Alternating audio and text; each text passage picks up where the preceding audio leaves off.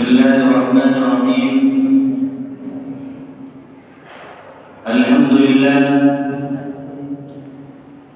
لله نحمده ونستعينه ونستغفره ونؤمن به ونتوكل عليه ونعوذ بالله من شرور أنفسنا ومن سيئات أعمالنا.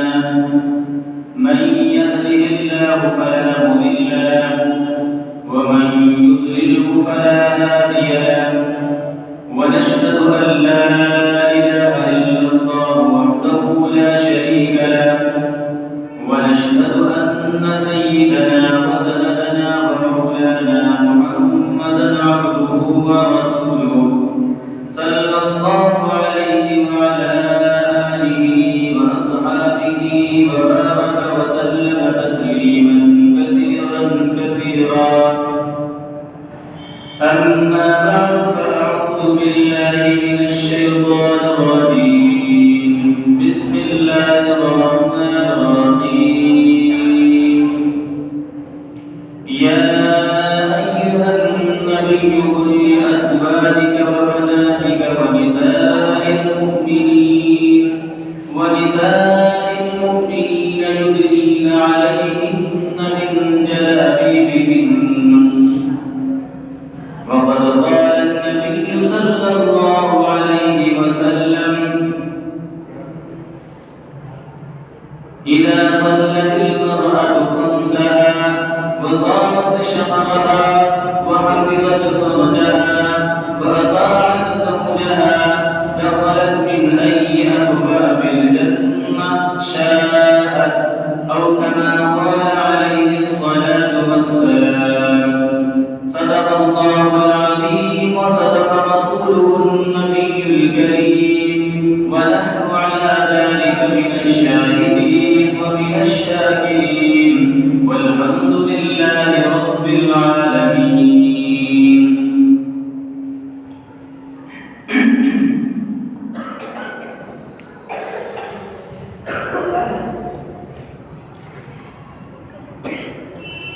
میرے محترم مائیں اور بہنیں اور اسلام کی برگزیدہ بندیاں، اللہ رب العزت والجلال کا بے حد احسان اور فضل و کرم ہے کہ اللہ تعالی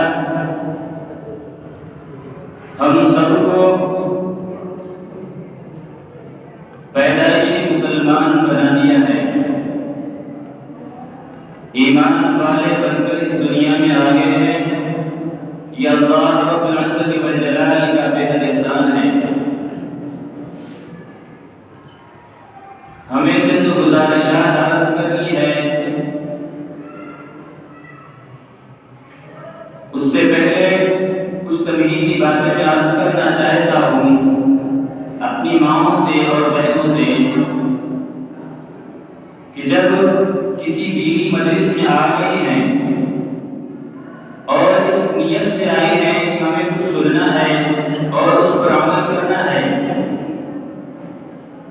تو اپنی نیت کو بالکل صاف کر لیں کہ جو کچھ بھی ہم اللہ اور اللہ کے رسول کی باتیں سنیں گے اور قرآن حدیث میں جو اللہ رب العزت والجلال اور محمد عربی صلی اللہ علیہ وسلم کے ارشادات ہیں اس پر عمل کی نیت سے سنیں، تمام مشاغل سے اپنے آپ کو فارغ کر لیں، یکجہتی کے ساتھ یکسو ہو کر دل جمعی کے ساتھ بیٹھ جائیں کہ جب ہم اللہ کی مجلس میں اللہ اور اللہ کے رسول محمد عربی صلی اللہ علیہ وسلم کی باتوں اور ان کی سیرتوں کو سننے کے لیے آ گئے ہیں تو ہم اپنے دل کو بالکل مطمئن اور سکون کر کے بیٹھ جائیں اور اللہ تعالیٰ سے دل میں یہ دعا بھی کر لیں کہ اللہ جو کچھ سنے ہمیں سمجھنے کی بھی توفیق عطا فرما، اور جو بولنے والے ہیں انہیں سمجھانے کی بھی توفیق عطا فرما، اور ہم سب کو عمل کی بھی توفیق عطا فرما۔ ہمیں 3 یا 4 باتیں عرض کرنی ہیں۔ پہلی بات تو توحید کے تعلق سے، ایک اللہ کی عبادت کے تعلق سے کہ ہمارا عقیدہ اور ایمان اور اسلام کیا چیزیں ہیں۔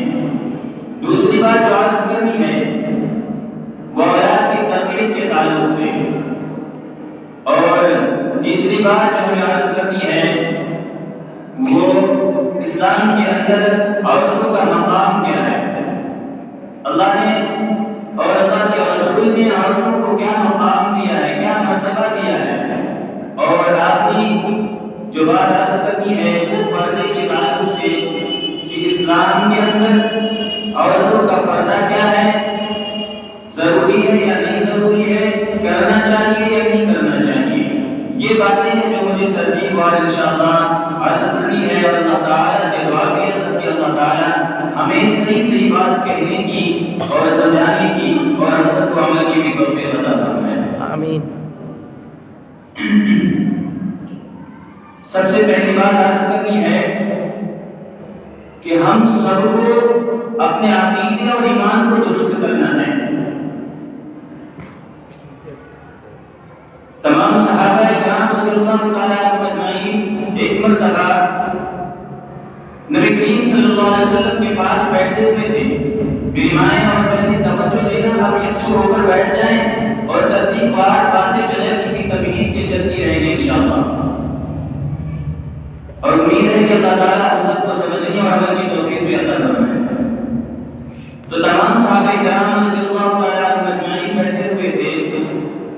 دیکھتے ہیں کہ ایک صاحب آتے ہیں اور آ کر اس طریقے سے آتے ہیں کہ آتے ہوئی نبی کریم صلی اللہ علیہ وسلم کے پاس بیٹھ جاتے ہیں۔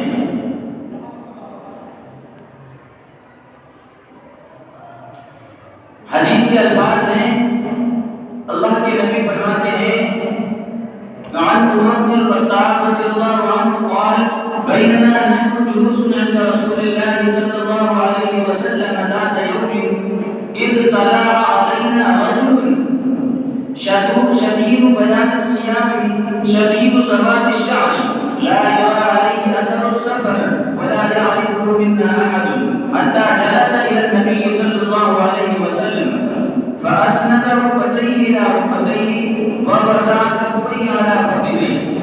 حضرت عمر رضی اللہ تعالیٰ عنہ فرماتے ہیں کہ وہ انسان، ہم سب بیٹھے ہوئے تھے نبی کریم صلی اللہ علیہ وسلم کے پاس کہ اچانک طلوع ہوتا ہے اور اس کے بال بالکل سفید ہیں، گھنے ہیں، بالوں پر کوئی غرض و غبار نہیں ہے، کپڑوں پر بالکل غرض و غبار نہیں ہے، بال بالکل کالے ہیں، کپڑے بالکل سفید ہیں، شدید بیاض الثياب بالکل سفید مہنگے کچیلے نہیں ہیں، اور شدید سواد الشعر بال بھی بالکل کالے ہیں۔ گویا کہ اس کی حیثیت سے یہ معلوم ہو رہا تھا کہ وہ مسافر نہیں ہے، کیونکہ اس دور میں جو سفر کرتے تھے اونٹوں سے سفر کرتے تھے، گرد و غبار لگ جایا کرتا تھا، لیکن حضرت عمر رضی اللہ تعالیٰ عنہ فرماتے ہیں کہ وہ بالکل سفید لباس میں، کالے کپڑے میں، سفید لباس میں، اور بال جو ہے بالکل کالے تھے۔ آ کر نبی کریم صلی اللہ علیہ وسلم کے پاس بیٹھ جاتے ہیں، فاسند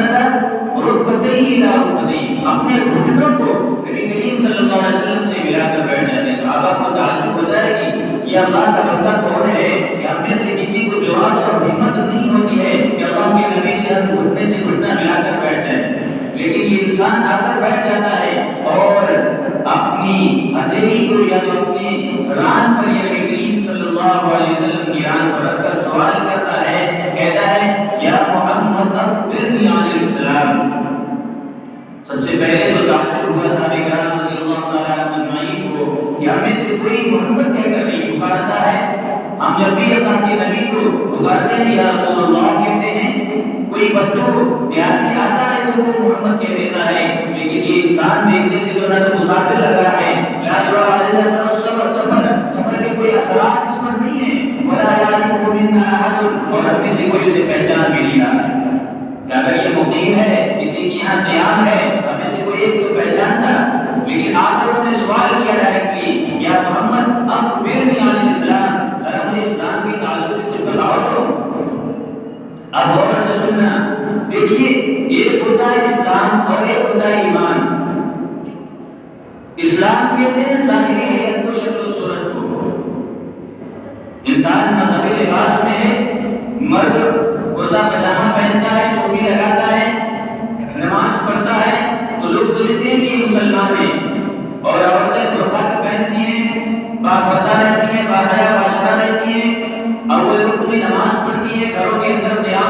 سے باہر نہیں نکلتی ہے تو لگتا ہے کہ یہ مسلمان ہے. یہ اسلام یہ ظاہری چیز ہے، اور ایمان جو ہے وہ اس کا تعلق دل سے ہوتا ہے. ایمان کا تعلق دل سے ہے. دوسرے پوچھا کہ اخبرنی عن الاسلام، یا محمد صلی اللہ علیہ وسلم اسلام کے تعلق سے ہمیں ذرا بتلائیں. تو اللہ کے نبی نے فرمایا الاسلام ان تشهد ان لا الہ الا اللہ وان محمد رسول اللہ وتقیم الصلاة وتؤتي الزكاة وتصوم رمضانا وتحج من استطاع إليه سبيلا. اللہ کے نبی نے فرمایا کہ اسلام یہ ہے کہ تم اللہ کو ایک مانو، ایک اللہ کی عبادت کرو، اس کے ساتھ کسی کو شریک نہ ٹھہراؤ، نہ اس کی ذات کے ساتھ کسی کو شریک ٹھہراؤ، نہ اس کی صفات کے ساتھ کسی کو شریک ٹھہراؤ، اور یہ گواہی دو کہ محمد عربی صلی اللہ علیہ وسلم اللہ کے رسول ہیں. نماز قائم کرو، رمضان کے روزے رکھو. اگر اللہ تعالیٰ نے تمہیں استطاعت دے رکھی ہے، سفر کی استطاعت ہے، مال ہے کہ تم سفر کر سکتے ہو، تو تمہاری زندگی میں ایک مرتبہ حج کرو. اللہ کے نبی نے فرمایا کہ اسلام یہ ہے کہ تم ایک اللہ کی عبادت کرو اور محمد عربی صلی اللہ علیہ وسلم کو اللہ کا رسول مانو. نماز قائم کرو. میرے بہنوں، اللہ تعالیٰ اللہ کے نبی نے فرمایا نماز قائم کرو. یہ نہیں کہا کہ نماز پڑھو. نماز قائم کرنے کا مطلب یہ ہے کہ نماز کے واجبات، نماز کے فرائض، نماز کے سنن، نماز کے آداب، یہ ساری چیزیں ہمیں سیکھنی ہے اور اس کے لحاظ سے نماز پڑھنی ہے. پھر اللہ کے نبی نے فرمایا کہ رمضان کے روزے رکھو، یہ اسلام ہے. حج کرو اگر اللہ تعالیٰ نے تمہیں استطاعت دے رکھی ہے، اسلام ہے. پھر اس آنے والے انسان نے اللہ کے نبی کے اس جواب میں فرماتا ہے صدقت یا رسول اللہ یا محمد. صحابہ کہتے ہیں فعجبنا له يسأله ويصدقه، خود ہی سوال کرتا ہے اور خود ہی تصدیق بھی کرتا ہے کہ آپ نے سچ فرمایا. جب اسے معلوم ہے سوال کا جواب تو پوچھتا کیوں ہے، اور اگر معلوم نہیں ہے تو یہ صدقہ کیوں ہے کہ آپ نے سچ فرمایا. غیر درست نے دوسرا سوال کر لیا، فرمایا اخبرنی یا محمد عن الایمان، ایمان کیا ہے. میرے بھائی اور بہنیں غور سے سنیں، اپنے عقیدے کو درست کر لیں. جب تک ہمارا عقیدہ درست نہیں ہوگا تب تک ہماری کوئی عبادت صحیح نہیں ہو سکتی ہے. اس دنیا کے اندر بہت سارے فرقے ہیں جو ایک لا الہ الا اللہ محمد رسول اللہ کے ماننے والے ہیں، وہ بھی اقرار کرتے ہیں لیکن ان کا طریقہ غلط ہے، ان کا عقیدہ درست نہیں ہے. اللہ کی ذات کے ساتھ کہیں نہ کہیں شریک ٹھہراتے ہیں اور اللہ کی صفات کے ساتھ کہیں نہ کہیں شریک ٹھہراتے ہیں. اس لیے پہلے اپنے ایمان کو اور عقیدے کو درست کر لیں، اس کے بعد اپنی بات عرض کرنی ہے. میری مائیں اور بہنیں توجہ دیں. اس آدمی جو آیا تھا اس نے اللہ کے نبی سے پوچھا اخبرنی عن الایمان، کہ اللہ کے رسول محمد عربی صلی اللہ علیہ وسلم سے پوچھا کہ ایمان کیا چیز ہے. اللہ کے نبی نے فرمایا ان تؤمن باللہ وملائکتہ وکتبہ ورسلہ والیوم الآخر وتؤمن بالقدر خیرہ وشرہ. فرمایا کہ ایمان یہ ہے کہ تم اللہ کی ذات پر ایمان لاؤ، اللہ کے فرشتوں پر، اللہ کی کتابوں پر اور اللہ کے رسولوں پر ایمان لاؤ، اور آخرت کے دن پر ایمان لاؤ، اور اس بات پر بھی ایمان لاؤ کہ تقدیر میں جو کچھ لکھا ہے وہ سچ ہے. اچھی اور بری تقدیر پر بھی ایمان لاؤ. میری مائیں اور بہنیں توجہ دیں کہ اللہ کے نبی نے فرمایا کہ تمہیں ایمان یہ ہے کہ تم اللہ کی ذات پر ایمان لاؤ، کہ ایک اللہ کی ذات پر اس کے ساتھ کسی کو شریک نہ ٹھہراؤ، اور اللہ کے جتنے فرشتے ہیں ان سب پر ایمان ہونا چاہیے. اور اسی طریقے سے اللہ کی کتابوں پر جو اس سے پہلے نازل ہو چکی ہیں، چاہے وہ توریت ہو، زبور، انجیل ہو یا قرآن مجید، جن پر ہم سب کا ایمان ہے یہ آخری کتاب ہے، اب اس کے بعد کوئی کتاب نازل ہونے والی نہیں ہے. اور ساتھ میں اللہ کے رسولوں پر تقریباً 1,24,000 اللہ تعالیٰ نے اپنے رسولوں کو بھیجا ہے. تمام نبیوں اور رسولوں پر ایمان ہونا چاہیے کہ وہ برحق تھے اور جس دور میں آئے وہ اللہ کے لیے آئے تھے اور ایک اللہ کی طرف دعوت دینے کے لیے آئے تھے. اور آخری نبی محمد عربی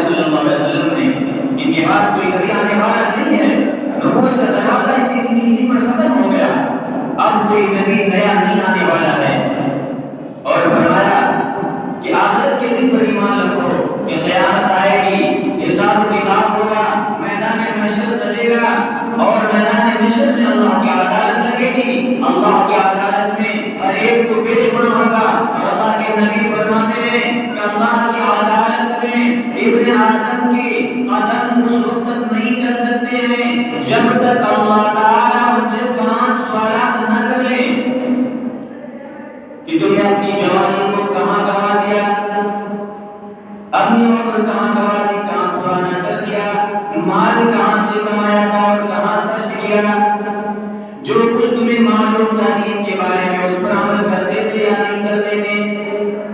یہ اللہ کے نبی فرماتے ہیں کہ میدان محشر جب سجے گا، اللہ کی عدالت ہوگی اور اللہ کی عدالت میں پیشی ہوگی تو وہاں یہ سوالات کیے جائیں گے۔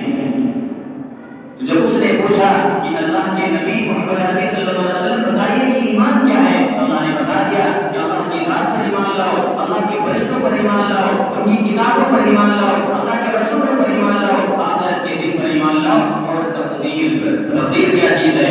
جو ہماری زندگی میں ہو رہا ہے، جو ہماری زندگی میں آنے والا ہے، جو ہو چکا ہے، یہ پہلے سے ازل سے اللہ رب العزت والجلال کے علم میں ہے۔ اللہ جانتا ہے، اللہ کے علم میں ہے جو کچھ ہماری زندگی میں ہونے والا ہے یا ہو چکا ہے یا ہو رہا ہے، ہر ایک اللہ تعالیٰ کے علم میں ہے۔ اللہ کے علم سے کوئی چیز باہر نہیں ہے، اسی کا نام تقدیر ہے۔ پھر اس نے کہا صدقت، آپ نے سچ فرمایا۔ کہ صحابہ کو تعجب ہوتا ہے کہ یہ بندہ آیا ہے، سوال بھی کر رہا ہے اور تصدیق بھی کر رہا ہے کہ آپ نے سچ فرمایا، نہ تو مسافر لگ رہا ہے، سفر کی کوئی بھی چیز، سفر کا کوئی اثر اس پر ظاہر نہیں ہو رہا ہے، کپڑے بالکل صاف ستھرے ہیں، بال بالکل کالے ہیں، کوئی اثر نہیں ہے، ہمیں سے کوئی پہچان بھی نہیں رہا ہے۔ اور اللہ کے نبی جب جواب دے رہے تو کہہ رہا ہے کہ آپ نے سچ فرمایا۔ پھر وہ اگلا سوال کرتا ہے، یا اللہ کے رسول اخبرنی مل احسان، ذرا بتائیے تو احسان کیا چیز ہے۔ میری مائیں اور بہنیں، ایک احسان کا حق سب کرتے ہیں جو اردو میں ہوتا ہے کہ فلاں نے فلاں کے ساتھ احسان کر دیا۔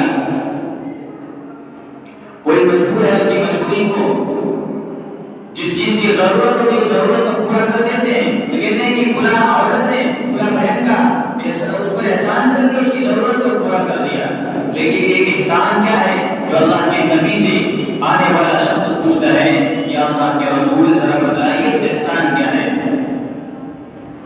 اللہ کے نبی نے فرمایا کہ احسان یہ ہے کہ ان تعبد اللہ کأنک تراہ فإن لم تكن تراہ فإنہ یراک۔ میری مائیں اور بہنیں غور سے سننا، احسان اسے کہتے ہیں کہ انسان کوئی عمل کر رہا ہے، مثلا ہم نماز پڑھتے ہیں، نماز کے اندر حسن پیدا کرنا، نماز کے اندر خوبصورتی لانا، نماز کے اندر چمک پیدا کرنا، نماز کو خوبصورت بنانا، کسی عمل میں اس عمل کو چمکدار اور روشن بنانا، اس عمل کے اندر خوبصورتی پیدا کر دینا، اس کا نام احسان ہے۔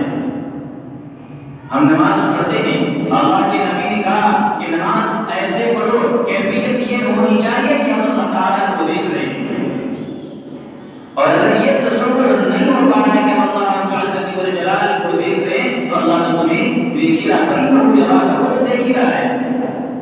اب ذرا غور کریں میری مائیں اور بہنیں، اگر ہم جو نماز پہلے غفلت والی پڑھ چکے ہیں، آپ اگر کوئی نماز پڑھیں جس کے اندر یہ تصور ہو کہ میرا رب مجھے دیکھ رہا ہے یا میں خود اپنے رب کو دیکھ رہی ہوں، تو پہلے نماز میں اور نماز میں فرق آ جائے گا یا نہیں آئے گا؟ بالکل آ جائے گا۔ ایسے ہی ہم جہاں بھی جو کام کریں، اللہ کو یہ تصور کریں کہ کوئی دیکھے نہ دیکھے، اللہ دیکھ رہا ہے یا اللہ کو ہم دیکھ رہے ہیں۔ اگر ہم قرآن پڑھیں، یہ تصور لیں کہ ہم اپنے قرآن کو اللہ کو سنائیں، میرا اللہ سن رہا ہے، میرا اللہ دیکھ رہا ہے، تو اس کی پڑھنے کی جو کیفیت ہے وہ بدل جائے گی۔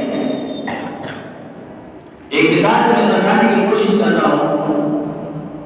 مرد حضرات کسی کمپنی کسی فیکٹری میں کام کرتے رہتے ہیں روزانہ اپنے معمول کے مطابق، لیکن اگر کسی دن ان کا باس، ان کا آرڈر، کمپنی کا مالک آ جائے اور سامنے کھڑا ہو جائے تو جو ورکرز ہوں گے ان کے کام کرنے کا جو انداز ہوگا وہ بدل جائے گا، بالکل بدل جائے گا۔ بڑے احتیاط کے ساتھ، بہت محتاط ہو کر، بڑے دھیان کے ساتھ کام کریں گے کہ کہیں بھی کوئی ذرہ برابر کی کمی نہ آ جائے، ورنہ میرا باس، میرا آرڈر، میرا مالک مجھے توڑ دے گا۔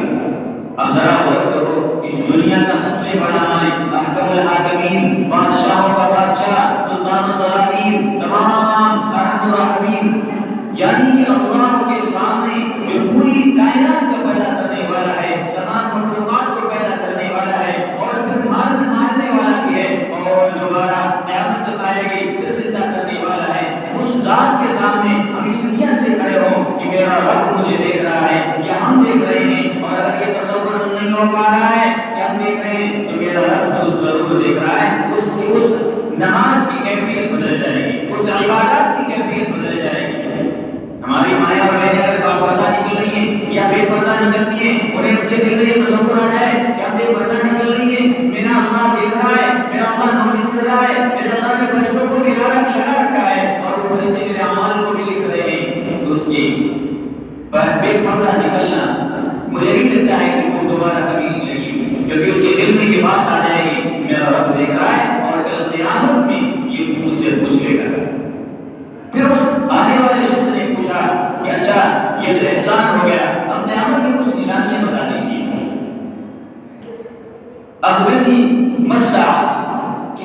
کب آئے گی؟ تو اللہ کے نبی نے فرمایا کہ بل مسئول عنہا بأعلم من السائل، فرمایا کہ پوچھنے والا جو پوچھ رہا ہے، پوچھنے والے سے جس سے پوچھا جا رہا ہے زیادہ جاننے والا نہیں ہے۔ گویا کہ جتنا آپ جانتے ہو اتنا ہی میں جانتا ہوں، قیامت کے بارے میں معلوم نہیں ہے کہ کب آئے گی۔ پھر اس آنے والے شخص نے کہا کہ محمد اچھا قیامت کی کچھ نشانیاں بتا دیجیے۔ کیا فرمایا کہ قیامت کی کچھ نشانیاں بتا دیجیے۔ کہا کہ اخبرنی عن اماراتها، تو اللہ کے نبی نے فرمایا کہ قیامت کی نشانیاں یہ ہیں ان تلد الامۃ ربتها وان ترى الرفات العراة العالة رعاء الشاء يتطاولون في البنيان۔ اللہ کے نبی نے فرمایا کہ قیامت کی نشانی یہ ہے کہ عورتیں اپنے رب اور آقا کو چلنے لگیں۔ کیا مطلب ہے؟ مطلب یہ ہے، اس کے دو مطلب محدثین نے لکھے ہیں۔ پہلا مطلب یہ ہے کہ لڑکیاں اپنی ماں سے زبان درازی کرنے لگیں، اپنی ماں سے لڑنے کے لیے تیار ہو